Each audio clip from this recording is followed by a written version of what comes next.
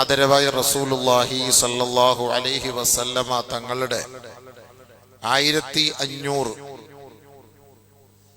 14 നൂറ്റാണ്ടുകൾക്ക് മുമ്പ് പറഞ്ഞ സംഭവം എന്നൊക്കെ നമ്മൾ പറയുമ്പോൾ 15 നൂറ്റാണ്ടായി. 15 നൂറ്റാണ്ടായി റസൂലുള്ളാഹി സല്ലല്ലാഹു അലൈഹി വസല്ലമ തങ്ങൾ നമ്മളിലേക്ക് കടന്നു വന്ന് നമുക്ക് ഉപദേശ നിർദ്ദേശങ്ങളൊക്കെ നൽകി നമ്മളെ നല്ല വഴികളിലേക്ക് കൊണ്ടെത്തിച്ചിട്ട് 14-15 നൂറ്റാണ്ടായി. അള്ളാന്റെ റസൂൽ സല്ലല്ലാഹു അലൈഹി വസല്ലമ തങ്ങൾ ആ കാലഘട്ടത്തിൽ, അന്ന് നടന്ന ജാഹിലിയ കാലഘട്ടത്തിൽ എതിരെയാണോ എതിർത്തിരുന്നത്, ആ ഒരു ജഹാലത്താണ് ഈ 14 നൂറ്റാണ്ടിന് ശേഷം ഇപ്പൊ നടന്നുകൊണ്ടിരിക്കുന്നത്. അന്ന് നമ്മൾ ഡാർക്ക് ഏജ് എന്നൊക്കെ നമ്മൾ പറഞ്ഞിരുന്നു. ആ ഡാർക്ക് ഏജ്, ഇരുണ്ട യുഗം എന്നൊക്കെ അന്ന് പറഞ്ഞിരുന്നു. പക്ഷെ ആ ഇരുണ്ട യുഗം എന്ന് പറയാനുള്ള ഒരു കാരണം എന്താണ്? മനുഷ്യനെ മനുഷ്യനായി കാണുന്നില്ല, നീതിയില്ല, ധർമ്മമില്ല, സാഹോദര്യമില്ല, സഹവർത്തിത്വമില്ല, സ്ത്രീകൾക്ക്, മക്കൾക്ക്, കുഞ്ഞുങ്ങൾക്ക് സ്ഥാനമാനമില്ല, അവരെ ബഹുമാനിക്കുന്നില്ല, മുതിർന്നവരെ ആദരിക്കുന്നില്ല. ഇതുപോലുള്ള സംഭവ വികാസങ്ങൾ, അശ്ലീലങ്ങളും അനാശാസ്യങ്ങളും അധാർമിക പ്രവർത്തനങ്ങളും കൊടുകുത്തി വാണിരുന്ന ഒരു കാലഘട്ടം, അതായിരുന്നു ഡാർക്ക് ഏജ് എന്നൊക്കെ നമ്മൾ പറയുന്നത്. ഇരുണ്ട യുഗം, നീതിയില്ലാത്ത യുഗം. 14 നൂറ്റാണ്ടുകൾക്ക് മുമ്പ് അത് സംഭവ്യമാണ്, സാധിക്കാം, സ്വാഭാവികമാണ്. ലോകം പുരോഗമിക്കാത്ത കാലഘട്ടം. അന്ന് ഒരു ഗുരുനാഥനോ പഠിപ്പിച്ചു തരാനോ ഈ വഴികേടിൽ കിടക്കുന്നവരെ സത്യത്തിന്റെ പന്ഥാവിലേക്ക് കൊണ്ടെത്തിക്കാനോ ഒരാളില്ലാത്ത ഒരു കാലഘട്ടം. അപ്പോഴാണ് ആദരവായ റസൂലുള്ളാഹി സ്വല്ലല്ലാഹു അലൈഹി വസല്ലമ തങ്ങളെ അല്ലാഹു തആല ആ നാട്ടിലേക്ക് ഇറക്കുന്നത്, ഒരു നൂറായിട്ട്, പ്രകാശമായിട്ട്. നബി സല്ലല്ലാഹു അലൈഹി വസല്ലമ തങ്ങളുടെ പേര് നൂറ് എന്ന് ഖുർആൻ പറയുന്നുണ്ട്. അതേപോലെ ഈ ഖുർആനിനും നൂർ എന്ന് പറയുന്നുണ്ട്.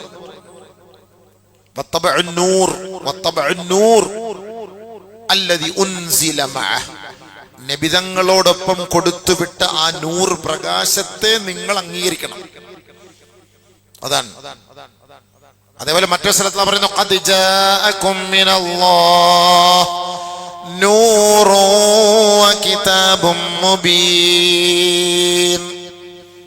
അള്ളാഹുവിൽ നിന്ന് നിങ്ങളിലേക്ക് ഒരു നൂറ് വന്നിട്ടുണ്ട് കേട്ടോ, ഒരു പ്രകാശം വന്നിട്ടുണ്ട്. ആരാണ് ആ പ്രകാശം? അവിടെ അള്ളാഹു തൊട്ടടുത്ത് വകിതാബും മുബീൻ എന്നും കൂടെ പറയുന്നുണ്ട്. വ്യക്തമായ ആധാരങ്ങളോടുകൂടി, പരിശുദ്ധ ഖുർആനോടുകൂടി ഒരു പ്രകാശം നിങ്ങളിലേക്ക് വന്നിട്ടുണ്ട്. അപ്പൊ റസൂലുള്ളാഹി തങ്ങൾ ആരാണ്? നൂറാണ്. ഖുർആൻ നൂറാണ്. അപ്പൊ ഒരു നൂറ് ഈ ഡാർക്ക് ഏജ് എന്ന് പറയുന്ന ഇരുണ്ട യുഗത്തെ ഡബിൾ ലൈറ്റാണ്, ഡബിൾ പ്രകാശം. ഒന്നുകൊണ്ടല്ല, ഭയങ്കര ഹാലജൻ. സാധാരണ ലൈറ്റ് പോരാ, ഹാലജൻ, രണ്ടുപേരും. അപ്പൊ പരിശുദ്ധ ഖുർആനാണ് ഇത് അവതരിപ്പിക്കുന്നത്. പരിശുദ്ധ ഖുർആനും പ്രകാശമാണ്, ഇത് കൊണ്ടുവന്ന ആളും പ്രകാശമാണ്. സുബ്ഹാനല്ലാഹ്. എന്തായിരുന്നു അപ്പൊ ആ സാഹചര്യം? ആ സാഹചര്യത്തിൽ നിന്ന് ഈ ഖുർആൻ എന്ന് പറയുന്ന വൃക്ഷം ഇങ്ങനെ നടന്നു, ഓരോ ഇരുണ്ട വഴികളിലൂടെ നടന്നു, വെളിച്ചം കാണിച്ചു കൊടുക്കാൻ. കുഴിയേത്, കുണ്ടേത്, കല്ലേത്, മണ്ണേത്, ഇത് മനസ്സിലാക്കി അവരെ അതിൽ നിന്ന് വെളിച്ചം കാണിച്ചു കൊടുത്ത് കഷ്ടപ്പെട്ട് സത്യത്തിന്റെ വഴികളിലേക്ക് കൊണ്ടുവന്ന് ഈ ഡാർക്ക് ഏജ് അടച്ച് പൂർണ്ണമായിട്ട് ആലജ്ജൻ സൃഷ്ടിച്ചിട്ടാണ് ആദരവായ റസൂലുള്ളാഹി തങ്ങൾ പോയത്. അതിന് 23 വർഷം പണിയെടുത്തു. 23 വർഷം പണിയെടുത്തു. അന്ന് ആ കാലഘട്ടത്തിലെ ആ അധാർമിക പ്രവർത്തനങ്ങൾ എന്തെല്ലാമാണോ റസൂലുള്ള നിരോധിച്ചത്, ആ അധാർമിക പ്രവർത്തനങ്ങളെല്ലാം ഇന്ന് നിലവിൽ വന്നു. അത് റസൂലുള്ളാഹി സ്വല്ലല്ലാഹു അലൈഹി വസല്ലമ തങ്ങൾ ആ ഒരു കാലഘട്ടത്തിൽ സൂചിപ്പിച്ചിരുന്നു. ഒരു കാലഘട്ടം വരും സ്വഹാബത്തെ, അള്ളാഹുവിന്റെ റസൂൽ സ്വഹാബാക്കളെ നിരത്തി വെച്ചിട്ട് പ്രഭാഷണം നടത്തുന്ന കൂട്ടത്തിൽ, ഉപദേശിച്ച കൂട്ടത്തിൽ ഹബീബായ തങ്ങൾ പറഞ്ഞു, കൈഫ ബിക്കും, നിങ്ങളുടെ പ്രതികരണം എങ്ങനെയായിരിക്കും? ഇദാ റഅയ്തുമുൽ മുൻകറ ബിൽ മഅറൂഫ് വൽ മഅറൂഫ മുൻകറൻ, ഇദാ റഅയ്തുമുൽ മുൻകറ മഅറൂഫൻ വൽ മഅറൂഫ മുൻകറൻ. നല്ലതിനെ മോശമായി കാണുന്ന ഒരു കാലം വന്നാൽ, മോശമായ സംഭവങ്ങളെ, വൃത്തിഹീനമായ സംഭവങ്ങളെ നല്ലതായി ജനങ്ങൾക്ക് കൊള്ളാം, ഹാപ്പിയാണ് ഇത് ചെയ്താൽ എന്ന ഒരു കാലം വന്നാൽ എന്തായിരിക്കും നിങ്ങളുടെ പ്രതികരണം എന്ന് ഈ 1400 വർഷത്തിന് മുമ്പ് റസൂലുള്ളാഹി ചോദിച്ചിരുന്നു. പക്ഷെ സഹാബാക്കൾക്ക് അതിൽ അത്ഭുതമായിരുന്നു. ഖാലു ഇന്ന ഹാദാ ലകായിനു യാ റസൂലല്ലാഹ്. അങ്ങനെയൊക്കെ സംഭവിക്കുമോ? എന്താണ് ഈ പറയുന്നത് പറഞ്ഞാല്, പെണ്ണുങ്ങൾ ഇങ്ങനെ അഴിഞ്ഞാടലും വെള്ളം അടിക്കലും പരസ്യമായിട്ട് കെട്ടിപ്പിടിക്കലും ചുംബിക്കലും അങ്ങനെ ഒരു ആഭാസം ഒരു 14 നൂറ്റാണ്ടുകൾക്ക് ശേഷം സംഭവിച്ചാൽ എന്തായിരിക്കും നിങ്ങളുടെ അഭിപ്രായം? അപ്പൊ സഹാബാക്കൾക്കിടയിൽ റസൂലുള്ളാഹി ജീവിച്ചിരിക്കുന്നു. ഇതിനെയൊക്കെ അടിച്ചു ഒതുക്കി തകർത്ത് ഇവിടെ 100 പ്രകാശം അള്ളാഹു കൊണ്ടുവന്നു റസൂലുള്ളാഹിയിലൂടെ. ഇവിടെ എല്ലാം അൽഹംദുലില്ലാഹ് അധാർമിക പ്രവർത്തനങ്ങൾക്ക് എല്ലാത്തിനും പര്യവസാനമായി 4 ഭാഗത്തും മീഖാത്ത് സ്ഥാപിച്ച് ഇനി ഒരു ശിർക്കും കുഫറും ഒരു ഇടങ്ങേറും ഫുസ്കുകൾ ഒന്നും ഇങ്ങോട്ട് കയറാൻ പാടില്ല എന്ന് അള്ളാഹുവിന്റെ റസൂൽ അവിടെ തീരുമാനം എടുത്തു. സഹാബാക്കളോട് പറയുന്ന ഒരു 14 നൂറ്റാണ്ടിന് ശേഷം ഇനിയും അത് സംഭവിക്കാം. അപ്പൊ എന്തായിരിക്കും അഭിപ്രായം? അങ്ങനെ സംഭവിക്കുമോ നബിയെ? അങ്ങനെ സംഭവിക്കുമോ നബിയെ? ഇപ്പൊ നിസ്കരിക്കുന്ന ഒരാൾ വെള്ളം അടിക്കുന്നുണ്ടാവും, 5 വഖത്ത് അവൻ നിസ്കരിക്കാൻ മുന്നിലത്തെ സഫിലുണ്ട്. അളിയ അവൻ ഇന്നലെ ബിവറേജസ് നിൽക്കുന്നത് ഞാൻ കണ്ട് എന്ന് പറഞ്ഞാൽ നിങ്ങൾ വിശ്വസിക്കുവോ? ആരെ കുറിച്ചാണ് നീ പറയുന്നത്? നമ്മുടെ സുബൈർ പേരെന്ന് പറഞ്ഞാന്നേ എന്റെ ഒരു ഉദാഹരണം. നീ ഏതെങ്കിലും സുബൈർ ഉദാഹരണം, അബൂബക്കർ ഖലാസ് എന്റെ, അല്ലെങ്കിൽ നമ്മുടെ ഔക്കാർക്ക. അല്ല, ഇയാള് പോയിട്ട് എവിടെയെങ്കിലും ഫ്രണ്ടിൽ പോയിട്ട് വെള്ളം മേടിക്കുന്നിടത്ത് നിന്നുള്ള അവസ്ഥ എന്തായിരിക്കും? നമ്മുടെ ഔക്കാറാ. വിശ്വസിക്കാൻ പറ്റുമോ? സ്വാഭാവികമായിട്ട് വിശ്വസിക്കാൻ പറ്റുമോ? നമുക്ക് ഒരു അത്ഭുതമല്ലേ? അത്ഭുതമല്ലേ? അളിയന് വിഷമം തോന്നണ്ട, ഉദാഹരണം പറഞ്ഞതേ ഉള്ളൂ. അളിയന് ഭയങ്കര വിഷമം, അളിയനെ കുറിച്ച് കുറ്റം പറഞ്ഞത്. അങ്ങനെ ഒരു അത്ഭുതം, അതാണ് സഹാബത്ത് എന്ന് പറഞ്ഞാല്. അത് ഇമ്പോസിബിൾ ആണ്. നമ്മുടെ നാട്ടിൽ ഇപ്പൊ സഹാബാക്കൾ അള്ളാന്റെ റസൂല് വന്ന് ഇതെല്ലാം അടിച്ച് നിരത്തി അധാർമികമൊക്കെ ഒതുക്കി ഇപ്പൊ നല്ല ദീനിയായ മാഹൗല് ഇനിയൊരു 14 നൂറ്റാണ്ടിന് ശേഷം ഇങ്ങനെയൊക്കെ വീണ്ടും വരുമെന്ന് സഹാബാക്കളുടെ മുന്നിൽ വെച്ച് ഡിജിറ്റലിൽ പോലും ഇല്ലാത്ത ആ കാലഘട്ടത്തിൽ റസൂല് തങ്ങൾ പറഞ്ഞു വരുമെന്ന് പറഞ്ഞപ്പോ സഹാബാക്കൾ ഇന്ന ഹാദാ ലകായിനു യാ റസൂലല്ലാഹ്, ഇങ്ങനെയൊക്കെ സംഭവിക്കുമോ നബിയെ? ഖാല റസൂലുള്ളാഹി സ്വല്ലല്ലാഹു അലൈഹി വസല്ലം നഅം വഅശദ്ദ മിൻ. നഅം, അതെ എന്ന് പറഞ്ഞു നിർത്തിയില്ല. വഅശദ്ദ മിൻ, ഇതിനേക്കാളും കടുപ്പമായിരിക്കും സഹാബത്തെ. ശരിയല്ലേ? ശരിയല്ലേ? 88 കോടി കുടിച്ച് തീർത്ത്, തിന്നാനും കുടിക്കാനും നമുക്കില്ല. 88 കോടി കുടിച്ചു തീർത്ത് കളിക്കാൻ, അറബ് രാഷ്ട്രങ്ങൾ കളിക്കാൻ, വെറും കളിക്ക് മാത്രം ചെലവാക്കിയത് 1,80,000 കോടി. 1,80,000 കോടി. നമ്മൾ ഇതൊക്കെ ചിന്തിച്ചു നോക്കണം. അത് എണ്ണി തീർക്കാൻ തന്നെ എത്ര മിഷൻ വേണമായിരിക്കും. അപ്പൊ ഇത് ചെലവാക്കുന്നത് കളിക്ക്, ചിരിക്ക്, രസത്തിന്, ടൈം പാസിന് കോടാനകോടികൾ ചെലവാക്കുന്നു. അതിനുവേണ്ടി മദ്യം കോടിക്കണക്കിന് രൂപ. അതിന്റെ കണക്ക് ഇപ്പൊ നമ്മള് നിങ്ങളുടെ മുന്നിൽ ബോധിപ്പിക്കേണ്ട കാര്യമൊന്നുമില്ല. നിയമസഭയൊന്നും അല്ലല്ലോ ഇപ്പൊ കണക്ക് നമുക്ക് ബോധിപ്പിക്കാൻ. എന്നാലും ഇത് ഇത്ര 80 കോടിക്ക് നമ്മുടെ കൗമ കുടിച്ച് തീർത്തോ എന്നൊക്കെ ചോദിക്കുമ്പോ ഒരു പക്ഷേ നമുക്കൊരു അത്ഭുതം ഉണ്ടാകുന്നെങ്കിൽ ഉണ്ടായിക്കോട്ടെ. 80 കോടിക്ക് കുടിച്ചു തീർത്തു. അതെ, 80 കോടിക്ക് കുടിച്ചു തീർത്തു. ഇത്ര വേസ്റ്റായി. അതുകൊണ്ട് എന്ത് ഗുണമുണ്ടായി? അപ്പൊ റസൂലുള്ളാഹി സ്വല്ലല്ലാഹു അലൈഹി വസല്ലം പറഞ്ഞത് യാഥാർത്ഥ്യമായില്ലേ? يأمرهم بالمعروف وينهاهم عن المنكر ويحل لهم الطيبات ويحرم عليهم الخبائث. അന്ന് എടുത്ത പണിയായത് റസൂലുള്ളാഹി തങ്ങൾ. എത് തിന്നണം, എത് തിന്നരുത്, എത് കുടിക്കണം, എത് കുടിക്കരുത്, എത് വാങ്ങണം, എത് വാങ്ങരുത്, എത് കച്ചവടം ചെയ്യണം, എത് കച്ചവടം ചെയ്യരുത്. ഇത് 1400 വർഷങ്ങൾക്ക് മുമ്പ് റസൂലുള്ളാഹി തങ്ങൾ പറഞ്ഞു. എന്നിട്ട് പറഞ്ഞു ഇനി 14 നൂറ്റാണ്ടുകൾക്ക് ശേഷം എല്ലാം റിട്ടേൺ, എല്ലാം മടങ്ങി വരും. സഹാബകൾ അത്ഭുതം. അങ്ങനെ സംഭവിക്കുമോ നബിയെ? നഅം വഅശദ്ദ മിൻ. ആദരവായ റസൂലുള്ളാഹി സ്വല്ലല്ലാഹു അലൈഹി വസല്ലം തങ്ങൾ പറഞ്ഞു, ഏ സൽമാൻ, അതിനേക്കാളും കടുപ്പമായിരിക്കും ആ കാലഘട്ടത്തിൽ നടക്കാൻ പോകുന്നത് എന്ന് ആദരവായ റസൂലുള്ളാഹി സ്വല്ലല്ലാഹു അലൈഹി വസല്ലം തങ്ങൾ പറഞ്ഞു. അവർ പറഞ്ഞ വാക്കെന്താ? ലാ യഅരിഫൂന മഅറൂഫൻ വലാ യുൻകറൂന മുൻകറ. നന്മയെ നന്മയായിട്ട് അവർ കാണൂല.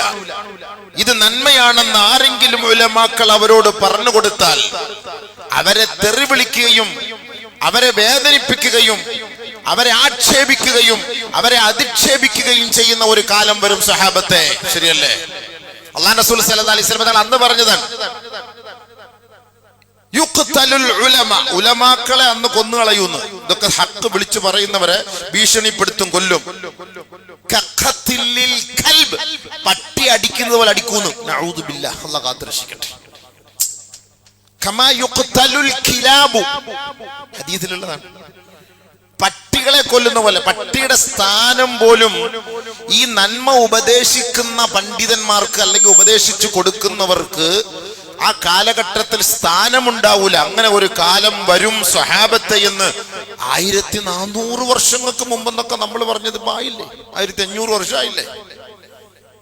1500 വർഷത്തിൽ നമുക്ക് കണ്ണുകൊണ്ട് കാണാൻ പറ്റി. പടച്ചവനെ, ഇതൊക്കെ അള്ളാന്റെ റസൂൽ അന്ന് പറഞ്ഞത് ഇപ്പൊ നടക്കുന്നുണ്ടല്ലോ, ഇതെല്ലാം യാഥാർത്ഥ്യമാണല്ലോ എന്ന് ഇപ്പൊ നമുക്ക് ബോധമായില്ലേ? അന്ന് റസൂൽ പറഞ്ഞപ്പോ നമുക്ക്, ഇന്ന് അബൂജഹൽ ഉണ്ടായിരുന്നെങ്കിൽ പറയും ഈ ഇസ്ലാം ഞാൻ സ്വീകരിക്കാൻ തയ്യാറാണ്. അബൂ ലഹബ് ഇന്നുണ്ടായിരുന്നെ പറയും, മുഹമ്മദ് ഇതാണോ, ഐ ആം റെഡി, ഞാനിത് സ്വീകരിക്കാൻ തയ്യാറാണ്. ബഹുമാനപ്പെട്ട നബിയുനാ റസൂലുള്ളാഹി തങ്ങളുടെ കീഴിൽ കിടന്ന സ്വഹാബാക്കൾ, അള്ളാന്റെ റസൂല് വഫാത്തായി വർഷങ്ങളായി. റസൂലുള്ളാഹി സ്വല്ലല്ലാഹു അലൈഹി വസല്ലമ തങ്ങൾ വഫാത്തായിട്ട് 1 നൂറ്റാണ്ട് കാലം സ്വഹാബാക്കൾ ജീവിച്ചിരുന്നു, 100 വർഷത്തോളം. പിന്നീട് ആ കാലഘട്ടത്തിൽ സ്വഹാബത്ത് പോലും അള്ളാന്റെ റസൂൽ എന്താണോ ചെയ്തത് അതാണ് പഠിപ്പിച്ചു കൊടുത്തത്. ഉമർ റളിയല്ലാഹു തആല അൻഹു, അദ്ദേഹത്തിന്റെ ജീവിതത്തിൽ നന്മ ഉപദേശിക്കലും തിന്മയെ തടയലുമായിരുന്നു ജോലി. റസൂലുള്ളാഹിന്റെ പണി അദ്ദേഹം എടുത്തു. പിന്നീട് വന്ന ഓരോ സ്വഹാബാക്കളും നന്മ ഉപദേശിച്ചു, തിന്മയെ തടഞ്ഞു. എല്ലാ സഹാബാക്കളെയും ഒരുമിച്ച് കൂട്ടിയിരുത്തിട്ട് റസൂലുള്ള ചോദിച്ചു, വമാ തുഹിബ്ബു മിനദ് ദുനിയ, ദുനിയാവിൽ നിങ്ങൾ എന്താ ആഗ്രഹിക്കുന്നത്? ഞാൻ കഴിഞ്ഞ ആഴ്ച പറഞ്ഞല്ലോ, അബൂബക്കർ സിദ്ദീഖ് റളിയല്ലാഹു തആല അൻഹു ആഗ്രഹിക്കുന്നത് എന്താന്ന് കഴിഞ്ഞ ആഴ്ച പറഞ്ഞല്ലോ. ഉമർ റളിയല്ലാഹു തആല അൻഹു ചോദിച്ചു, ഉമർ റളിയല്ലാഹു അൻഹു ചോദിച്ചു, വമാ തുഹിബ്ബു മിനദ് ദുനിയ, ദുനിയാവിൽ നീ ആഗ്രഹിക്കുന്ന എന്താണ്? ഉമർ റളിയല്ലാഹു തആല അൻഹു പറഞ്ഞു, അംറു ബിൽ മഅറൂഫി വലൗ കാന സിറ, അത് രഹസ്യമായാലും ഒരാളോട് പോയിട്ട് നന്മ ഉപദേശിക്കൽ എനിക്ക് വലിയ ഇഷ്ടമാണ് നബിയെ. രഹസ്യമായിട്ടാണെങ്കിലും, ഒരു കുടിയനാണ്, നബി പരസ്യമായിട്ട് നീ പറയണ്ട, രഹസ്യമായിട്ട് പോയിട്ട് അബീവേ നമുക്ക് പറ്റിയ പണിയല്ല ഇത്, നമുക്ക് യോജിച്ചതല്ല ഇത്, നമ്മുടെ ഇസ്സത്തിന് പറ്റിയതല്ല ഇത്, ഇത് നമ്മൾ ഒഴിവാക്കണം. അവനെ നല്ല രീതിയിൽ ഉപദേശിക്കുക ചെയ്യും. അല്ല ഭീഷണിപ്പെടുത്തിയ ആൾക്കാരുടെ മുന്നിൽ പോയിട്ട് നമ്മൾ ഭീഷണിപ്പെടുത്തണം. നിസ്കരിക്കുന്ന ആളാണ്, ചിലപ്പോൾ ഒരു പക്ഷേ ശരിയാ നമസ്കരിക്കുന്ന ആളാണ്. നബി സല്ലല്ലാഹു അലൈഹി വസല്ലം എപ്പോഴും ഖുർആൻ ഓതുന്ന ഒരാൾ വെള്ളം അടിക്കുന്നത് കണ്ട് സ്വഹാബ. എപ്പോഴും ഖുർആൻ ഓതുന്ന ഒരാൾ എപ്പോഴും ഖുർആൻ ഓതും, പക്ഷെ നോക്കുമ്പോൾ മണിച്ചം പാട്ട് അടിച്ചുകൊണ്ടിരിക്കുന്നു. വിളിച്ച് ബാ നബി അടുത്തൊന്ന് പറഞ്ഞു, ഇവൻ വെള്ളടിയാ. അല്ലാഹുവിന്റെ റസൂൽ അവന്റെ ഖിറാഅത്ത്, അവന്റെ ഖുർആൻ, അള്ളാഹു അവനെ അതിൽ നിന്ന് തടയും. അപ്പൊ നിസ്കരിക്കുന്ന ഒരാൾ, ഇന്ന സ്വലാത്ത തൻഹാ അനിൽ ഫഹ്ശാഇ വൽ മുൻകർ, നിസ്കാരം നീചവും നികൃഷ്ടവുമായ പ്രവർത്തനം തടയും. അപ്പൊ നമ്മൾ സ്ഥിരമായിട്ട് നമസ്കരിക്കുന്ന ഒരു തെറ്റ് ചെയ്യുമ്പോൾ, ചേട്ടാ നമ്മൾ ഇതൊക്കെ ചെയ്തിട്ട് എടുത്തിട്ടൊക്കെ ഇങ്ങനെയൊക്കെ നമ്മൾ ചെയ്യുന്നത് ശരിയല്ലല്ലോ, നമുക്ക് തന്നെ ഒരു കുറ്റബോധം ഉണ്ടാകും. അപ്പൊ അള്ളാഹു അവനെ അതിൽ രക്ഷപ്പെടുത്തും എന്ന് റസൂലുള്ളാഹി സ്വല്ലല്ലാഹു അലൈഹി വസല്ലം പറഞ്ഞു. അപ്പൊ നമ്മള് എന്ത് ചെയ്യണം? രഹസ്യമായിട്ട് അവനെ ഉപദേശിക്കണം, പരസ്യപ്പെടുത്താൻ പാടില്ല. ഒരുത്തനൊരു തെറ്റ് ചെയ്തു അല്ലെങ്കിൽ ഒരു ന്യൂനത നമ്മൾ കണ്ടു, അവനെ രഹസ്യമായിട്ട് വിളിച്ച് നമ്മൾ അവനെ ഉപദേശിക്കുക. അതാണ് ഉമർ റളിയല്ലാഹു അൻഹു ഇഷ്ടപ്പെട്ടത്. എന്നിട്ട് പറഞ്ഞു, വനഹിയുൻ അനിൽ മുൻകർ വലൗ കാന ജഹ്റ, തിന്മയെ വിരോധിക്കുക എന്നുള്ളത് അത് എത്ര ഇതാണെങ്കിലും പരസ്യമായിട്ട് പറയാൻ എനിക്ക് ആഗ്രഹമുണ്ട് നബിയെ, എനിക്കതൊരു ഇഷ്ടമാണ്. ഒന്ന് നന്മ ഉപദേശിക്കുക, അത് രഹസ്യമായാലും ശരി. തിന്മയെ വിരോധിക്കുക, തടയണം, അത് പരസ്യമായാലും ശരി, എനിക്ക് പ്രശ്നമല്ല, എനിക്കത് പറയണം, എനിക്കത് ഇഷ്ടമുള്ള കാര്യമാണ്. 3 വഖൗലുൽ ഹഖ് വലൗ കാന മുറ, എവിടെയായാലും ഹഖ് പറയണം. അതിന് എത്ര കയ്പും പുളിപ്പും ഉണ്ടെങ്കിലും ആ സത്യം ജനങ്ങളുടെ മുന്നിൽ തുറന്നു പറയണം. എനിക്ക് കളവ് പറയാൻ ഇഷ്ടമില്ല, എനിക്ക് സത്യം തന്നെ പറയണമെന്നുള്ള ഒരു ആഗ്രഹം. ഈ 3 കാര്യമാണ് ബഹുമാനപ്പെട്ട ഉമർ റളിയല്ലാഹു തആല അൻഹു ഇഷ്ടപ്പെട്ടത്. കഴിഞ്ഞ ആഴ്ച പറഞ്ഞ അബൂബക്കർ സിദ്ദീഖ് ഇഷ്ടപ്പെട്ടത്, നബി നിങ്ങളോടൊപ്പം എപ്പോഴും ഇരിക്കണം, നിങ്ങളെ കണ്ടുകൊണ്ടിരിക്കണം, എൻ്റെ സമ്പത്ത് നിങ്ങൾക്ക് വേണ്ടി ചെലവാക്കണം. ഉമർ റളിയല്ലാഹു തആല പറഞ്ഞത് നന്മ ഉപദേശിക്കണം, തിന്മയെ തടയണം, സത്യം പറയണം. എവിടെയായിരുന്നാലും സത്യം പറയണം. ഉമർ റളിയല്ലാഹു തആല ഭയങ്കര ഈ ദീനിന്റെ വിഷയത്തിൽ കർക്കശ സ്വഭാവക്കാരൻ. മഹാത്മാഗാന്ധി പോലും ഉമർ റളിയല്ലാഹു തആലാന്റെ ബുക്ക് പഠിച്ചിട്ട്, അദ്ദേഹത്തിന്റെ ചരിത്രം പഠിച്ചിട്ട് അദ്ദേഹം പറഞ്ഞത് എന്താണ്? എന്റെ ആദരവ്, എന്റെ ബഹുമാനം ആ ഉമറിന് ഞാൻ സമർപ്പിക്കുന്നു. അദ്ദേഹം പുറത്തെടുക്കുന്ന അതേ നിലപാടാണ് അദ്ദേഹത്തിന്റെ വീട്ടിന്റെ ഉള്ളിലും അദ്ദേഹം എടുക്കുന്നത്. പുറത്ത് ആരെ എങ്ങനെ ഭരിച്ചിട്ട് എങ്ങനെയാണോ നീതി അല്ലെങ്കിൽ അനീതി ചെയ്ത ഒരാളോട് എങ്ങനെയാണോ അദ്ദേഹം സമീപിക്കുന്നത്, ആ അതേ സമീപനം തന്നെയാണ് അദ്ദേഹത്തിന്റെ ഗൃഹാന്തരീക്ഷത്തിൽ, അദ്ദേഹത്തിന്റെ വീടിന്റെ ഉള്ളിൽ ആ സാഹചര്യത്തിലും ഒരു തെറ്റ് ചെയ്താൽ അവരോടും എടുക്കുന്ന നിലപാട് അത് തന്നെയാണ്. അവിടെ ഭാര്യയെന്നോ മക്കളെന്നോ രക്തബന്ധുവെന്നോ ഇല്ല. നീതിക്ക് അദ്ദേഹം സ്ഥാനം നൽകുന്നു എന്ന് മഹാത്മാഗാന്ധി പറഞ്ഞു. അദ്ദേഹം പഠിച്ചിട്ടല്ലേ പറഞ്ഞത്? അദ്ദേഹം പഠിച്ചിട്ടല്ലേ പറഞ്ഞത്? ഇത്ര വലിയ വാക്കാണ്. ഞാൻ എന്റെ ആദരവ്, he commanded my respect. അദ്ദേഹം പറഞ്ഞ വാക്കാണ്. എന്റെ ആദരവ് ഞാൻ അദ്ദേഹത്തിന് സമർപ്പിക്കുന്നു. ഫലസ്തീനിലേക്ക് അദ്ദേഹത്തെ അവിടുത്തെ ഭരണാധികാരികൾ സ്വീകരിച്ചു കൊണ്ടുപോവുകയാണ്. ഭരണാധികാരികൾ എല്ലാവരും വലിയ പൂച്ചണ്ടൊക്കെ ആയിട്ട് സ്വീകരിച്ചു കൊണ്ടുപോകുന്ന സമയത്ത് ഇദ്ദേഹം സാദാ സീത വസ്ത്രം ഇട്ടുകൊണ്ടാണ് പോകുന്നത്. സാദാ സീത ഒരു വസ്ത്രം, ഡ്രസ് ഇട്ട് ഇങ്ങനെ പോകുന്നു. അവിടെ ഇവിടെയൊക്കെ കീറിയിരിക്കുന്നു. അബൂ ഉബൈദത്തുൽ ജറാഹ് റളിയല്ലാഹു തആല കൂടെ ഉണ്ട്. അമീറുൽ മുഅ്മിനീൻ, രാജ്യത്തിന്റെ ഒരു ഭരണാധികാരിയാണ്. നമ്മളൊരു വലിയ ഒരു നാട്ടിലേക്ക് പോവാണ്. പൂച്ചെണ്ടുകളൊക്കെ ആയിട്ട് നമ്മളെ സ്വീകരിക്കാൻ അവിടെ ആളുകൾ ഇരിക്കുകയാണ്.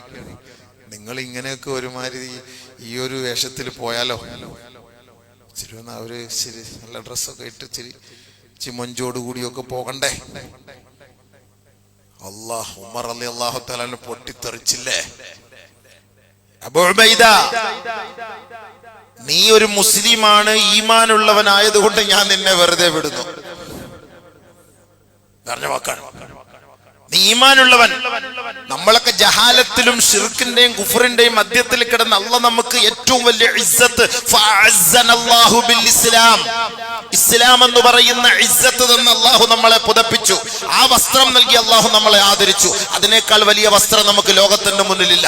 കള്ളിന്റെയും പെണ്ണിന്റെയും വൃക്ഷങ്ങളുടെയും ദീപങ്ങളുടെയും വടവൃക്ഷങ്ങളുടെയും മൺകൂനകളുടെയും മുന്നിൽ നമ്രശിരസ്കരായിരുന്ന് രാപ്പകലില്ലാതെ ഇതാണ് ദൈവമെന്ന് ആരാധിച്ചിരുന്ന നമ്മളെ അല്ലാഹു റബ്ബുൽ ഇസ്സത്ത് സത്യത്തിന്റെ പന്ഥാവിലേക്ക് നമ്മളെ കൊണ്ടുവന്ന് ആ പ്രകാശം നമ്മുടെ മേലേക്ക് അല്ലാഹു തആല ചൊരിഞ്ഞു തന്നപ്പോ ഇതിനേക്കാളും വലുതാണോ നിന്റെ ശരീരത്തിൽ കിടക്കുന്ന ഡ്രസ്സ്? നീ ഒരു മുഅ്മിൻ അല്ലായിരുന്നുവെങ്കിൽ ഈ കാലഘട്ടത്തിലുള്ള ജനങ്ങൾക്ക് ഈ ഒരു വാക്ക് ഇനി മേലിൽ ഉണ്ടാകാതിരിക്കാൻ നിന്നെ ഒതുക്കിക്കളയുമായിരുന്നു. ഞാൻ അടിച്ചൊതുക്കുമെന്നാ പറഞ്ഞേ. കൊന്നല്ല, അടിച്ച ശരിയാക്കിയല്ലേ. നമ്മള് ഒരു ഡ്രസ്സൊക്കെ ഇട്ടിട്ട് പോകുമ്പോ ഇച്ചിരി എന്താ ഉസ്താദ് ഇച്ചിരി നല്ല ഡ്രസ്സൊക്കെ ഇട്ട് ഒന്നുകൂടെ ചോദിച്ചാൽ ആളുകൾ നോക്കുന്നത് അതിലേക്കാണ്, ആ ഒരു ഡ്രസ്സിലേക്കാണ് നോക്കുന്നത്. പക്ഷെ അള്ളാഹു തന്ന ഈ ഇസ്ലാം എന്ന് പറഞ്ഞ ഇസ്സത്ത് നമുക്കതൊരു വലിയ വിഷയമല്ല. അതുകൊണ്ടല്ലേ, ശരിയല്ലേ, കല്യാണത്തിനൊക്കെ ഇസ്ലാമിന്റെ ഇസ്സത്ത് കാത്തു സൂക്ഷിക്കുന്ന വസ്ത്രങ്ങളാണോ പെണ്ണുങ്ങൾ ധരിക്കുന്നത്? ആണോ? ഇന്നത്തെ നാട്ടു നടപ്പനുസരിച്ച് ഇന്നത്തെ സാഹചര്യം ജൂതന്മാര് കണ്ടുപിടിച്ച ഡ്രസ്സുകൾ ഇട്ടിട്ടല്ലേ നമ്മുടെ പെണ്ണുങ്ങള് കൂത്താടുന്നത് കല്യാണത്തിന്റെ സദസ്സുകളിൽ. അപ്പൊ ആരെ പിൻപറ്റിയ അവർക്ക് ഏതാ ഇസ്സത്ത്? ഇസ്ലാമിനേക്കാൾ അവർക്ക് ഇസ്സത്ത് ഏതാ? നമ്മുടെ ചെറുപ്പക്കാര് ഈ ബർമൂഡ ഇട്ട് നടക്കുമ്പോ ഇസ്സത്ത് ഏതാണ്? ഇസ്ലാം എന്ന ഇസ്സത്ത് അല്ല അവർക്ക് വലുത്. അവർ അർദ്ധനഗ്നരായി തന്നെ നടക്കണം, ആണും പെണ്ണും. അതാണ് അവർ ആഗ്രഹിക്കുന്ന ഇസ്സത്ത്. ഈ ഇസ്സത്തിനെതിരെയാണ് ഉമർ റളിയല്ലാഹു തആല ഗർജിച്ചത്. അബൂ ഉബൈദ, നീ ഒരു ഡ്രസ്സിലാണ് കേവലം നീ ഇസ്ലാമിനെ കാണുന്നത്. അല്ല, ഈമാനും ഇസ്ലാമും തന്ന അല്ലാഹു റബ്ബുൽ ഇസ്സത്ത് നമുക്ക് തന്നത് വലിയ അഭിമാനമാണ്. ആ ഇസ്സത്തിനെ നീ കരിവാരി തേക്കരുത്. ഉമർ റളിയല്ലാഹു തആല വലിയ ഗൗരവത്തോടെ, അത് മഹാത്മാഗാന്ധിക്ക് വലിയ ഇഷ്ടപ്പെട്ടു പോയി ആ ഒരു വാക്ക്. ഒരു ഭരണാധികാരി, രാജ്യത്തിന്റെ ഭരണാധികാരി ഇതാണോ ആഗ്രഹിക്കുന്നത്? ഈ ഒരു ഇദ്ദേഹത്തിന്റെ ഒരു രാജ്യമാണ് ഞാൻ ഇഷ്ടപ്പെടുന്നത്, ഇദ്ദേഹത്തിന്റെ ഒരു രാഷ്ട്രമാണ് ഞാൻ ആഗ്രഹിക്കുന്നത്, ഈ ഒരു നീതിമാന്റെ ഒരു രാഷ്ട്രം. ഒരു കുറ്റം ചെയ്തവനെ മുന്നിൽ കൊണ്ടുവന്നു, മോഷ്ടിച്ചവൻ. ഉമർ റളിയല്ലാഹു തആല വിളിച്ചിട്ട് ചോദിച്ചു, നീ എന്താണ് മോഷ്ടിച്ചത്? അത് അള്ളാഹു ഉദ്ദേശിച്ച് ഞാൻ മോഷ്ടിച്ചു. ഉമർ റളിയല്ലാഹു തആല അവന്റെ കൈയും വെട്ടണം, 30 അടി അടിക്കാൻ പറഞ്ഞു. സാധാരണ മോഷ്ടിച്ചവന് 30 അടി കൈ വെട്ടിയാൽ മാത്രം മതി. അവന്റെ കൈയും വെട്ടണം, 30 അടി അടിക്കാം. അപ്പൊ എന്തിനാണ് ചോദിച്ചു 30 അടി? അള്ളാഹെ കുറ്റം പറഞ്ഞു. ഇവൻ മോഷ്ടിച്ചിട്ട് ഇവൻ പറഞ്ഞത് അള്ളാഹു ഉദ്ദേശിച്ച അതുകൊണ്ട് ഞാൻ ചെയ്തതാണ്, അതിന് 30 അടി അടിക്കാൻ പറഞ്ഞു. അതാണ് അതിന്റെ പണി. മോഷ്ടിച്ചെന്ന് മാത്രം അതെങ്ങനെ സംഭവിച്ചു പോയെന്ന് പറഞ്ഞാൽ ചിലപ്പോൾ ഒരു പക്ഷേ തൗബ ചെയ്യടാതെ പൊരുത്തപ്പെട്ട് കൊടുത്തേക്ക്. ഇവ അവിടെ പോയിട്ട് അള്ളാഹു ഉദ്ദേശിച്ചെന്ന് പറഞ്ഞിട്ട് അള്ളാഹു അങ്ങനെ ഉദ്ദേശിക്കലുണ്ടായി. ഇന്നാ ഹദൈനാഹു സബീൽ ഇമ്മാ ശാകിറൻ വ ഇമ്മാ കഫൂറ. ഞാനൊരു തെറ്റ് ചെയ്ത് വിട്ടത് എൻ്റെ അള്ളാഹ് എന്നോട് കൽപ്പിച്ചാണ് നമ്മൾ പറയാൻ പാടുണ്ടോ? നൗദുബില്ല. സംഭവിച്ചോ പഠിച്ചവനെ മാപ്പാക്കണേ അള്ളാഹ്, വീണുപോയ അള്ളാഹ്, കുടുങ്ങിപ്പോയ അള്ളാഹ്, പ്ലീസ് പഠിച്ചവനെ ഒന്ന് ഇന്ന് രക്ഷപ്പെടുത്തി സഹായിക്കണേ എന്ന് പറയേണ്ടതിന് പകരം അത് അള്ളാഹ് ഉദ്ദേശിച്ചത് കൊണ്ട് എല്ലാം അള്ളാഹ് ഉദ്ദേശിക്കാതെ ഒന്നും നടക്കൂലല്ലോ എന്ന് പറഞ്ഞിട്ട് അള്ളാഹ് ഉദ്ദേശിച്ചതാണെന്നും പറഞ്ഞിട്ട് വണ്ടിയുടെ മുന്നേ എടുത്ത് ചാടിയിട്ട് ഇത് അള്ളാഹ് ഉദ്ദേശിച്ചതാണെന്ന് പറഞ്ഞിട്ട് പറയാൻ കാര്യമുണ്ടോ? നാശത്തിൽ നിന്റെ കൈ കൊണ്ടിടരുത്. ഇസ്ലാമിക നിയമം അനുസരിച്ച് ഒരാള് മോഷ്ടിച്ചാൽ കൈ മുറിച്ചു മാറ്റണം. രണ്ടാമത് മോഷ്ടിച്ചാൽ ഇടത് കാൽപാദം മുറിച്ചു മാറ്റണം. മൂന്നാമത് മോഷ്ടിച്ചാൽ ഇടത് കൈ മുറിച്ചു മാറ്റണം. നാലാമത് മോഷ്ടിച്ചാൽ വലത് കൈ മുറിച്ചു മാറ്റണം, അല്ല വലത് കാൽപാദം മുറിച്ചു മാറ്റണം. അപ്പൊ ഇതാണ് അതിന്റെ നിയമം അനുസരിച്ച്. ഇസ്ലാമിക നിയമം അങ്ങനെയാണ്. അങ്ങനെ ഒരു നിയമം വന്നുള്ള അവസ്ഥ എന്താ? ഇവരെങ്കിലും മോഷ്ടിക്കൂ. നമ്മൾ ചിന്തിച്ചു നോക്കണം. ഇസ്ലാമിക നിയമമൊക്കെ എല്ലാം ലോകത്തിന് അനുകരണീയമാണ്. ഇന്ന് കള്ളം കപ്പലിൽ തന്നെയുണ്ട്. അവനെ കാത്തു സൂക്ഷിക്കുന്ന കാലഘട്ടമാണ്.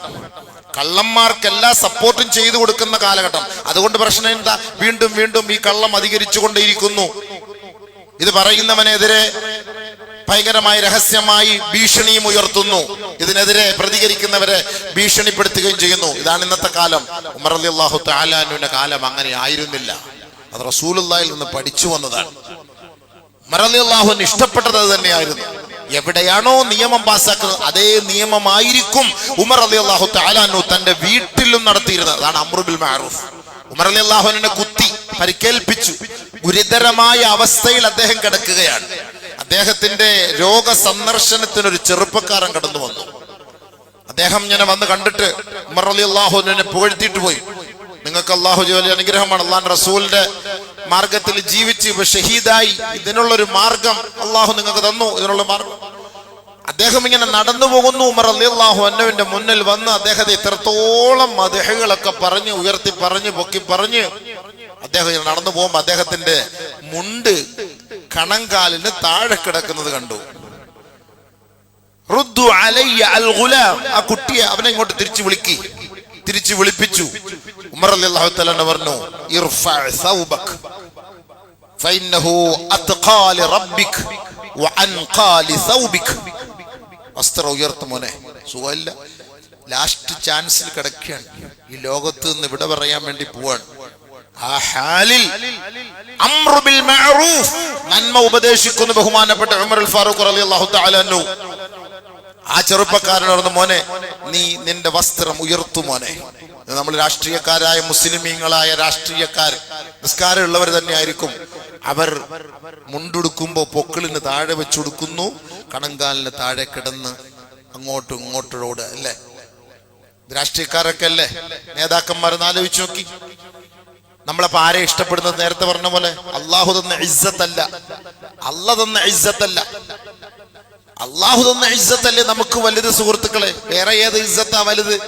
ഇനി ഒരു കാര്യം നിങ്ങൾ ഓർത്തോളി, നമുക്ക് അള്ളാഹു തന്ന ഈ ഇസ്സത്തിനേക്കാൾ വലുത് ഈ ഭൗതികമായ മറ്റുള്ളവരുടെ അനുകരണമാണ് നിങ്ങൾ ആഗ്രഹിക്കുന്നതെങ്കിൽ അള്ളാഹു അക്കൂട്ടത്തിൽ തന്നെ ഈ ദുനിയാവും ആഖിറവും കൂട്ടിക്കുഴയ്ക്കുന്നവരെ പോലെ നിങ്ങളെയും അക്കൂട്ടത്തിൽ തന്നെ ആക്കുകയും അള്ളാന്റെ ശാപം നിങ്ങൾക്കുണ്ടാവുകയും ചെയ്യും. ഇതാണ് ജൂതന്മാർക്ക് ഇറങ്ങിയത്. ലുഇനല്ലദീന കഫറൂ മിൻ ബനി ഇസ്രായീൽ അലാ ലിസാനി ദാവൂദ വഈസ ഇബ്നു മറിയം ദാലിക ബിമാ അസൗ വകാനൂ യഅതദൂൻ കാനൂ ലാ യതനാഹൗന അൻ മുൻകരിൻ ഫഅലൂ ലബിഅസ മാ ഖദ്ദമത് ലഹും അൻഫുസുഹും അൻ സഖിതല്ലാഹു അലൈഹിം. അല്ലാഹു പറഞ്ഞ വാക്ക്. എന്തുകൊണ്ട് ബനൂ ഇസ്രായീലിലെ അല്ലാഹുവിനെ ധിക്കരിച്ചവരെ ശപിച്ചതിന്റെ കാരണമെന്ത്? ലുഇനല്ലദീന കഫറൂ മിൻ ബനി ഇസ്രായീൽ. ബനൂ ഇസ്രായീലികളിൽ നിന്ന് അല്ലാഹുവിനെ ധിക്കരിച്ചവരെ അല്ലാഹു ശപിച്ചു. കാരണമെന്ത്? കാനൂ ലാ യതനാഹൗന അൻ മുൻകരിൻ ഫഅലൂ. അവർ പ്രവർത്തിച്ചു കൊണ്ടിരുന്ന തെറ്റുകളെ നിഷേധിക്കാനോ അതിനെ തള്ളിപ്പറയാനോ അല്ലെങ്കിൽ അതിനെ എതിർക്കാനോ അവർക്ക് ഇഷ്ടമുണ്ടായിരുന്നില്ല. ഇഷ്ടമുണ്ടായിരുന്നില്ല. ഒരാളെ കണ്ടുമുട്ടുമ്പോ, രാവിലെ കണ്ടുമുട്ടുമ്പോ യാ ഫുലാൻ യാ ഹാദാ ഇത്തഖില്ല, ഒരാളൊരു തെറ്റ് നേരം വെളുത്തി പലസ്തീന്റെ മണ്ണില് അല്ലെങ്കിൽ ഇസ്രായേലുകളുടെ ഇടയിൽ, ബനൂ ഇസ്രായേലുകളുടെ ഇടയിൽ ഞാൻ നടന്നു വരുമ്പോൾ ഒരാൾ മദ്യപിച്ചുകൊണ്ട് നിൽക്കുമ്പോ ഒരാളെ കണ്ടു പറയും, നിസ്കാരമുള്ളവനായിരിക്കും, കണ്ടു പറയും യാ ഹാദാ ഇത്തഖില്ല അള്ളാഹെ പേടിക്കടാ, നീ കയ്യിലിരിക്കുന്നിടത്ത് കളയി, ഇതങ്ങ് നീ ഒഴിവാക്ക്, ഇത് നീ അങ്ങോട്ട് ഒഴിവാക്ക് എന്ന് പറയും. പിറ്റേ ദിവസം നേരം വെളുക്കുമ്പോഴും വീണ്ടും ഇത് തന്നെ സംഭവം, വീണ്ടും പറയും. മൂന്നാമത്തെ ദിവസം വരുമ്പോഴും ഇത് തന്നെ. അപ്പൊ ഇയാളും പറയും, പോടെ നീ എന്തിനാ ഇതൊക്കെ ദുനിയാവാ, നീ വേണമെങ്കിൽ ഇവിടെ അവനോട് അങ്ങിരിക്കും. ഉപദേശിച്ച ആള് അങ്ങനെയുണ്ട് സംഭവം. ഇതായിരുന്നു ഉപദേശിച്ചവർ. നമ്മൾ 2-3 ട്രിപ്പ് പോയിട്ട് ഇവരടുത്ത് പറഞ്ഞ് ഇവനെ നന്നാക്കാൻ നോക്കി. അവസാനം എന്തായി? അവര് 4 പേരും കൂടെ ചേർന്ന് ഇവനെ ഇടങ്ങേറാക്കി.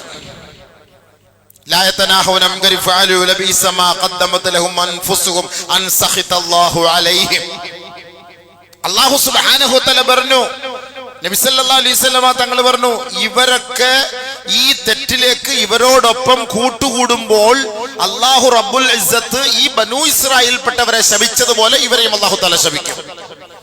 4 പേര് ചേർന്ന് യാത്ര ചെയ്യുന്നു. 3 പേര് നിസ്കാരം ഇല്ലാത്ത ആള്, ഒരാൾ നിസ്കാരം ഉള്ള ആള്.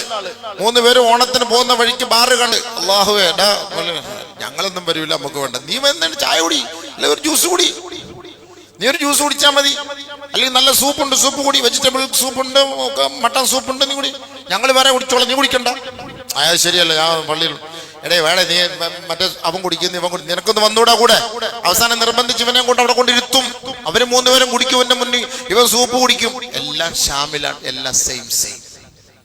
ലാ തുജാലിസു അലാ ശുറാബിൽ ഖംർ, മദ്യം വിളമ്പുന്ന സ്ഥലത്തിരിക്കരുത്, അവിടെ പോയിരിക്കരുത്. ഏത് തീന്മേശയിലാണോ മദ്യം വിളമ്പപ്പെടുന്നത് ആ തീന്മേശയിൽ നീ പോയിരുന്ന് ഭക്ഷണം കഴിക്കരുത്. അതാണ് ഇസ്ലാം പറഞ്ഞ വാക്ക്. നബി സല്ലല്ലാഹു അലൈഹി വസല്ലം നീ കുടിച്ചോ കുടിച്ചില്ലയോ എന്നല്ല അതിന്റെ അർത്ഥം. ഇവിടെ ഹറാമ് വിൽക്കപ്പെടുന്ന സ്ഥലമാണ്, അവിടേക്ക് നീ പോയിരിക്കരുത്. നീ നിസ്കാരം ഉള്ളവനാണെന്ന് പറഞ്ഞിട്ടൊന്നും കാര്യമില്ല, നീ അവിടേക്ക് പോയിരിക്കാൻ പാടില്ല. നിന്റെ ഓട്ടോറിക്ഷയിൽ നീ 5 നേരം നിസ്കാരം ഉള്ളവനാ, 5 നേരം നിസ്കാരമല്ല. വണ്ടിയുടെ ഓട്ടോറിക്ഷയുടെ പേര് ബുറാഖ്, ഓട്ടോറിക്ഷയുടെ പേര് ബുറാഖ്. അവന്റെ പറയുന്നത്, അളിയ നീ വരുമ്പോ മറ്റേ 2 കുപ്പിയോടെ മേടിച്ചോണ്ടാണ് അളിയാ, ഓടെ പള്ളി നല്ലൊരു ദിവസമായിട്ട് റബീഉൽ അവ്വൽ 1000 രൂപ നീ മേടിച്ചോണ്ട. എവിടെ കൊണ്ട് കൊടുക്കണം? 2ാമത് റബീഉൽ അവ്വലും പോയി, റമളാനും പോയി. 1000 തരാന്ന് പറഞ്ഞപ്പോ കുപ്പിക്ക് 350 രൂപ ഉള്ളൂ, ഇത് കൊണ്ടുവരുന്നതിന് 1000 രൂപ. അപ്പൊ എവിടെ കൊണ്ടുവരണം? ഞാൻ അവിടെ കൊണ്ടുവരില്ല, ഞാൻ മറ്റവന്റെ കടയിൽ അവിടെ വെച്ചിട്ട് ഞാൻ അങ്ങ് പോകും. അസർ നിസ്കരിക്കാൻ പള്ളിയിൽ പോകണം, 3:45 നബി സല്ലല്ലാഹു അലൈഹി വസല്ലം തങ്ങളത്തെ ഇവനെ കുറിച്ച് പറഞ്ഞത് ലഅനല്ലാഹു ഹാമിലഹ, ഇവനെയും ശപിച്ചു, അവന്റെ ഓട്ടോറിക്ഷ അല്ലാഹു ശപിച്ചു. ഇവൻ കുറിച്ചിട്ട് വലിയ കാര്യമില്ല, ഇവനെ അല്ലാഹു ശപിച്ചു, ഇവന്റെ ഓട്ടോറിക്ഷ. ഞാൻ കുടിച്ചില്ലല്ലോ അല്ലാഹ്, നീ കുടിക്കണ്ട, മേടിച്ചോണ്ട് കൊടുത്തില്ലേ, നീ കുടിക്കണം നിർബന്ധമൊന്നുമില്ല. അതാണ് ഇസ്ലാമിന്റെ തത്വം. ഇസ്ലാമിന്റെ തത്വം അതാണ്. അസർ നിസ്കരിക്കാൻ വേണ്ടി ഒരുത്തം വരുന്ന സമയത്ത് മറ്റേ വെള്ളം വിൽക്കുന്ന ഒരു കട ഹോട്ടലിനെ കുറിച്ച് ചോദിച്ചു, അതെവിടാന്ന്. നമ്മൾ വഴി കാണിച്ചു, അവിടുന്ന് അടുത്ത് ലെഫ്റ്റ് ഇട്ട് പോയാൽ മതി. അത് പോയി, ഈ കാക്കായും പോയി, നമ്മള് ഒന്നും പറഞ്ഞില്ല.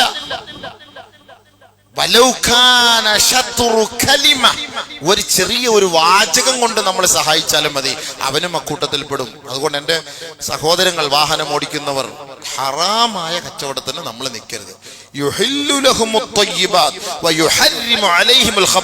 നമ്മൾക്ക് 1000-ഓ 2000-ഓ കിട്ടും, സംഭവം ശരി തന്നെയാണ്. പക്ഷെ നമ്മൾ ആ 2000 രൂപയ്ക്ക് വേണ്ടി ചെയ്യുന്നത് ഏറ്റവും വലിയ നിന്ദ്യതയാണ്. അള്ളാഹുവിനും അവന്റെ റസൂലിനും നിരക്കാത്ത പ്രവൃത്തിയാണ് നമ്മളെ ചെയ്യുന്നത്. നമ്മുടെ മക്കളാണ്, ആ പണം കൊണ്ട് നമ്മുടെ മക്കൾ തിന്നണം. കള്ള് എന്ത്, മദ്യമെന്ത്, ലഹരി എന്തെന്നറിയാത്ത നമ്മുടെ മക്കൾ പോയിരുന്നിട്ട് തിന്നണം. എന്റെ വാപ്പ ഓട്ടോറിക്ഷ ഓടിച്ചിട്ട് കൊണ്ടുവന്ന പൈസ ആണ് എന്ന് കരുതിയിട്ട് ആ മക്കള് വാപ്പ സുഖമില്ലാതെ ആശുപത്രിയിൽ കിടക്കുമ്പോൾ ദുആ ചെയ്യും, അല്ലാ എന്റെ വാപ്പാക്ക് നീ ആഫിയത്ത് കൊടുക്കണേ, ആരോഗ്യം കൊടുക്കണേ. ഇല്ല മോളെ, കിട്ടൂല. കാരണം എന്ത്? വാപ്പ നിന്നെ കൊണ്ട് തീറ്റിച്ചത് ഹറാമിന്റെ പണവാ. അതുകൊണ്ട് എന്റെ പൊന്നുമോളുടെ ദുആ അല്ലാഹ് സ്വീകരിക്കൂല. ഹബീബെ, പൈസ എങ്ങനെ വേണമെങ്കിലും നമുക്ക് ഉണ്ടാക്കാം, പണം എങ്ങനെ ഉണ്ടാക്കിയിട്ട് കാര്യമില്ല. ഉള്ളത് മതി. നമ്മൾ ഉള്ളത് സന്തോഷമായിട്ട് ബർക്കത്തായിട്ട് ഉറക്കം ഒഴിച്ചിട്ടൊക്കെ ഈ ഓട്ടോറിക്ഷക്കാരൊക്കെ രാത്രി കിടന്ന് ഉറക്കം. നമ്മളൊക്കെ, ഞാൻ ഈ യാത്ര ചെയ്യുന്ന ആളാണ്. ഈ രാത്രിയൊക്കെ യാത്ര ചെയ്യുമ്പോൾ ചിലപ്പോൾ 100, 150 രൂപ, 250 രൂപയ്ക്ക് ചിലപ്പോൾ ഒരു രാത്രി ഉറക്കം ഒഴിച്ചാൽ ഒരു 250 രൂപ കിട്ടും. ഒരു രാത്രി ഉറക്കമൊഴിച്ച ആ ഉറക്കമിളയ്ക്കൽ കൊണ്ട് ശരീരത്തിന് എത്ര ഹാനിയാണ് സംഭവിക്കാൻ പോണത്. ശരീരത്തിന് എത്ര രോഗങ്ങൾ ഉണ്ടാകും. ഒരു 250, 300, 500 രൂപ കിട്ടും. ഈ 500 രൂപയ്ക്ക് വേണ്ടിയാണ് ഒരു രാത്രി മുഴുവനും ഉറക്കമിളക്കുന്നത്. എത്ര ഹലാലായ പൈസയാണ്. അത് തീറ്റിക്കണം മക്കൾക്ക്. എത്ര റാഹത്താണ്. അപ്പൊ ഒരിത്തിരി പൈസ കൂട്ടി കിട്ടാൻ വേണ്ടി ഇതുപോലുള്ള ഹറാമിയത്തിന് നമ്മൾ കൂട്ടിൽ നിന്നാൽ അള്ളാഹു റബ്ബുൽ ഇസ്സത്ത് എന്താ ചെയ്യുന്നറിയോ? ഈ നിസ്കാരത്തോടൊപ്പം തന്നെ അവരോടൊപ്പം നമ്മളെ അങ്ങോട്ട് ചേർക്കും. നഊദു ബില്ലാഹ്, അല്ലാഹു കാത്തുരക്ഷിക്കട്ടെ. അങ്ങനെ നമ്മൾ ശപിക്കപ്പെടും. അങ്ങനെ നമ്മൾ ശാപം പേറുന്നവരായി മാറും. അതാണ് ഇപ്പൊ നിക്കാഹിന്റെ വേദികൾ നടക്കുന്നത്. നിക്കാഹ് ഇസ്ലാമികമാണ് എന്നൊക്കെ നമ്മൾ പ്രസംഗിക്കും, ഒക്കെ പറയും. പക്ഷെ സാഹചര്യം ഒത്തു വന്ന് ശൈത്താനിന്റെ പണി വന്ന് അവൻ നമ്മളെ ഇളക്കി പെണ്ണുങ്ങളെ അർദ്ധ നഗ്നകളാക്കി അവര് ലിപ്റ്റിക്കിട്ട് പുട്ടിയടിപ്പിച്ച് എല്ലാം ചെയ്ത് തന്റെ ശരീരത്തിൽ ഒളിവിന്റെ ഒരു അംശം പോലും എത്താത്ത നിലയിൽ മൊത്തം പെയിന്റ് അടിപ്പിച്ച് റാഹത്തായി കയറ്റി നിർത്തി പരസ്യമായിട്ട് പാട്ടുപാടി കൊണ്ടുവന്ന് ഡാൻസ് കളിപ്പിച്ച് ആ നിക്കാഹിനെ അതുമായി ഖറാബാക്കി കളയും, ഇതിനോടൊപ്പം ചേർത്ത്. അപ്പൊ അങ്ങനെ വരുമ്പോ അല്ലാഹു തആല എന്ത് ചെയ്യും? ആ ദീനിനോടൊപ്പം നിന്നവരെ അടക്കം അവരുടെ കൂട്ടത്തിൽ ചേർക്കും. അതാണ് ഹദീസ്. അല്ലാഹു നമ്മളെ കാത്തിരക്ഷിക്കട്ടെ. അങ്ങനെയാണ് ഈ ബനൂ ഇസ്രായേലുകൾക്ക് സംഭവിച്ചത്. അതുകൊണ്ട് നബി സല്ലല്ലാഹു അലൈഹി വസല്ലമ തങ്ങളുടെ ഏറ്റവും വലിയ ഉത്തരവാദിത്വം, ദൗത്യമായിരുന്നു അംറു ബിൽ മഅറൂഫ് വനഹി അനിൽ മുൻകർ. യഅ്മുറുഹും ബിൽ മഅറൂഫ് വയൻഹാഹും അനിൽ മുൻകർ. 4 കാര്യം. ഒന്ന്, നന്മ ഉപദേശിച്ചു, തിന്മയെ തടഞ്ഞു. രണ്ടാമത് നല്ലത് തിന്നാൻ പഠിപ്പിച്ചു, മോശമായതിനെ അള്ളാന്റെ റസൂല് അത് വർജിക്കാൻ ലോകത്തോട് പഠിപ്പിച്ചു.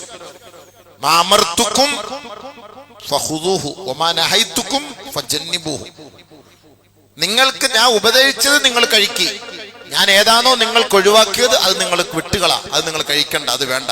നമുക്ക് സംശയമുള്ളതൊന്നും നമ്മൾ കഴിക്കാൻ നിൽക്കണ്ട. എവിടെയെങ്കിലുമൊക്കെ പായസം വെച്ച് വിളമ്പോ നമ്മൾ തിന്നാനൊന്നും പോകണ്ട. ആരെങ്കിലുമൊക്കെ വെച്ചിട്ട് പോയ സാധനം നമ്മൾ തിന്നാൻ പോണ്ട, എടുക്കാൻ പോണ്ട. നമ്മുടെ കൽബിന്, നമ്മുടെ വയറ്റിന്റെ ഉള്ളിൽ ഹറാമ് വേണ്ട, ഒരിക്കലും വേണ്ട.